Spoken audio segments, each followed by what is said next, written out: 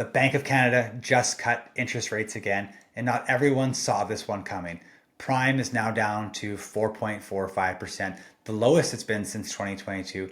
But here's the twist: the bond yield actually went up right after the announcement. So, what the heck's really going on, and how does this change what you should do with your mortgage strategy right now? Welcome back to the Mortgage Blueprint Show, where I help Canadians master their mortgage, achieve financial freedom, and increase their net worth daily. I'm your host, Scott Sarai. Let's break down exactly what this rate cut means for homeowners, buyers, and investors across Canada. Let's go. The Bank of Canada just cut its overnight rate by another 25 basis points, bringing it down to 2.25%. So to clarify, the overnight lending rate is now at 2.25%. And what that means is prime rate, which is what adjustable rate mortgages and lines of credit are based off of, is now at 4.45%. This is the lowest we've seen since June of 2022. What does this actually mean for your mortgage or for home prices and for where rates are going to be heading next? Because if you've been waiting to buy or you've been sitting on a variable rate mortgage or wondering whether to lock in to a fixed, this move is going to change the math in some important ways. The BOC's message this morning was very clear. The economy is slowing, inflation is kind of under control, and they think rates are now about where they need to be. This was technically a supportive rate cut, not a panic move. Think of it like the bank giving the economy a little sip of Gatorade, not a full IV drip. They're trying to support growth without reigniting inflation with what we saw in a couple years ago. This is the fourth cut since the peak market. The prime rate, which drives variable rate mortgages and lines of credit, will now drop to 4.45%. That's a quarter point lower. So for the average homeowner with an adjustable rate mortgage of, let's say, $600,000, this is going to save you between $75 and $85 a month. Not life-changing, but a welcome breather to Canadians across the country. Some are asking, why did the bank make this move and why now? Canada's economy, it's hit a technical slow patch. The economy shrank by 1.6% in the second quarter of 2025. Unemployment sitting around 7.1%, which is the highest in almost 4 years now. And while inflation is technically quote unquote fine, around 2.4%, right in the bank's target range, the real story, it's about trade. The US has imposed a wave of new tariffs on imports, including auto, steel, aluminum, lumber, all very key Canadian exports. And that's forcing companies to cut back on production and investment. And the BOC even admitted in its report this morning that US trade actions and uncertainty are hitting those sectors hard. In other words, exports are down, business investment is down, and the bank is trying to soften that landing. This no longer is about stimulating a housing boom. It's about keeping the economy afloat while we now adjust to this rough new trade reality. So what does this mean for Canadians with mortgages? If you are on an adjustable rate mortgage, you're about to see your rate drop by 0.25%. That means slightly lower payments or a bit more of your payment going towards principal.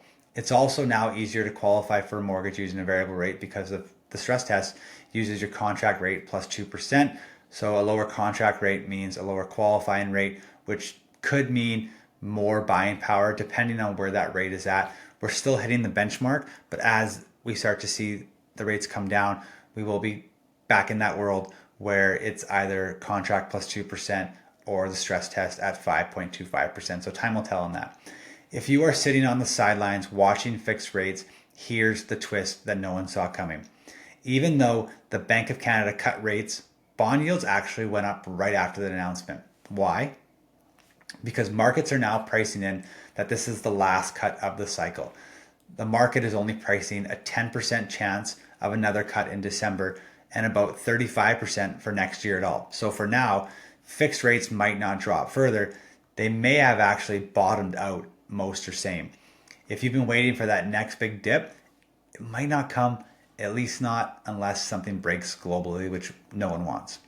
Now for homeowners and real estate as a whole, the bank's report says that they've noticed a pickup in residential investment, and I'm seeing it inside of my business, and they expect this cut will give housing activity a little more support and just that gentle nudge to signal to the people that it's time to like come back to the market and resume transacting, especially in markets where they were already rebounding, like Lower Mainland here in BC and the GTA back east and parts of Alberta. So yes, this could add a little more demand pressure, but here's the key phrase the BOC used this morning. Activity will increase further, but remain uneven across regions. The translation, or the breakdown for everyday Canadians, is bigger cities will feel it more. Smaller markets, they might not notice a difference. So your urban metro centers, we might see prices tick up, but the suburbs, the outlying areas, time will tell. One of the most dramatic parts of today's report was what the economists are calling Damocles' sword, the risk hanging over the economy if the CUSMA trade deal with US doesn't get renewed. The bank said businesses and consumers will be cautious as they wait for clarity. But here's what they didn't say out loud. If CUSMA fell apart, it would be a full-blown economic hurricane. We're talking exports nosediving, job losses in like the hundreds of thousands, and yes, we're probably going to see an increase in defaults on mortgages.